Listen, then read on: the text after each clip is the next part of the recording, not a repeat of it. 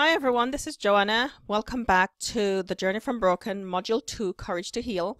As promised when we did the presentation and the group call for Module 2, I promised that I was going to do a short video on each of the different layers that I mentioned that is necessary for us to go through as we are healing.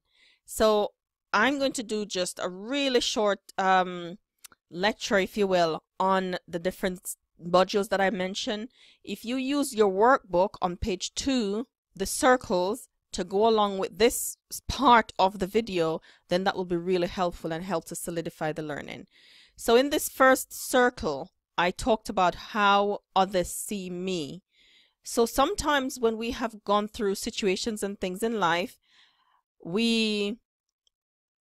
there's a persona that we have, things that we project, and sometimes those things serve us. We do it because we get something from it. Sometimes that something is not positive, sometimes it is negative, but we still do it because we get something from it, because it either consoles us, sometimes it keeps us going, sometimes it's the crutch that we lean on. So I want you to just really look at what's the feedback that I've received from others. What do people tell me about how they see me, and do I get defensive when they say that? Sometimes we get defensive because we know it resonates with something in us. If somebody say, for example, Joanna, you're always angry. If I know that, yeah, I'm always angry, that will resonate, but what do you think will be the reaction from somebody telling me that? Then I would get angry. Because if anger is my shield, if anger is my go-to place, if anger is what I use to protect myself or where I hide, if somebody calls that out, that's what I will do. I will get angry.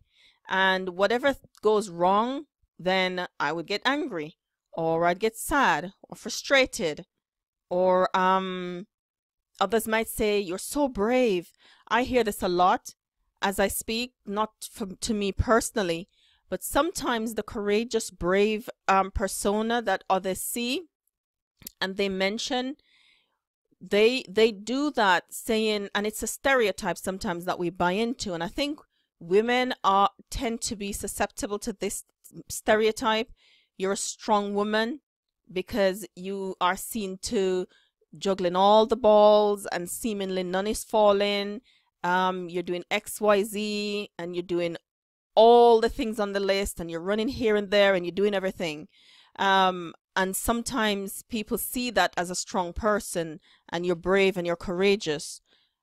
But usually sometimes underneath that is the pain that we're hiding, that we can't allow anybody to see. And so we use courageous and brave as a shield, as a place to hide. Sometimes we're well dressed.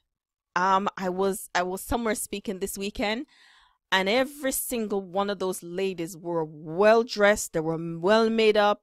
You could tell that they spent time they spent lots of time and money investing on the outside. Now, absolutely nothing is wrong with that. But if that's our shield, if we're using makeup and expensive clothes and jewelry and the car and the everything, the trappings to cover up the pain that is inside, then that won't heal it.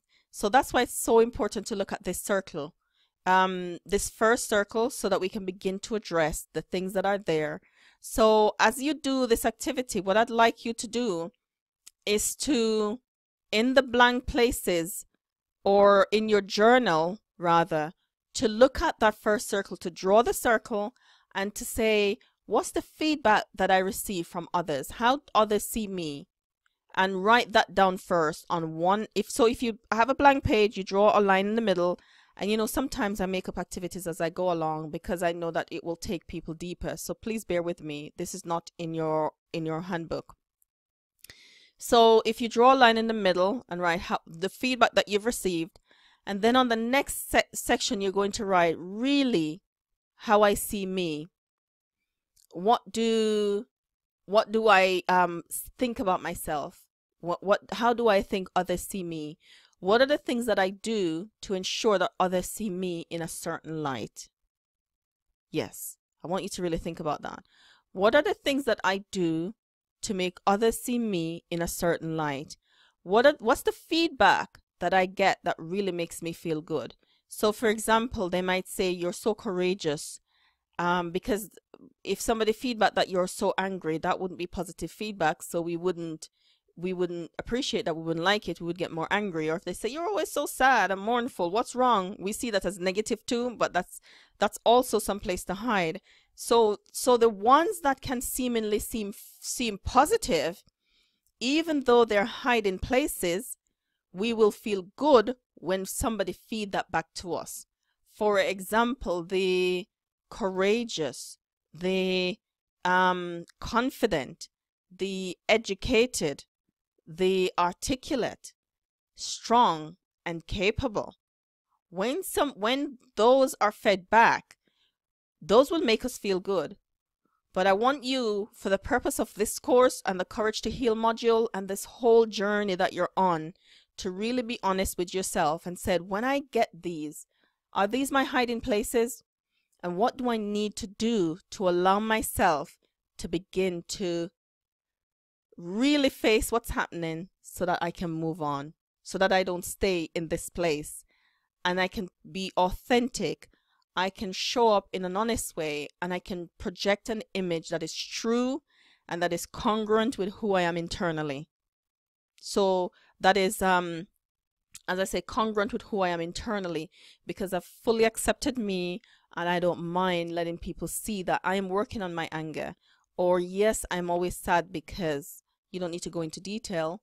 I know I project this strong, courageous person, but really deep down, I'm fearful and sad and shy, and I would really like to heal so that I can move through it. So, really being honest with ourselves is the first place to start. So that's how I'd like you to do the workbook for this module, and we will pick up on next week.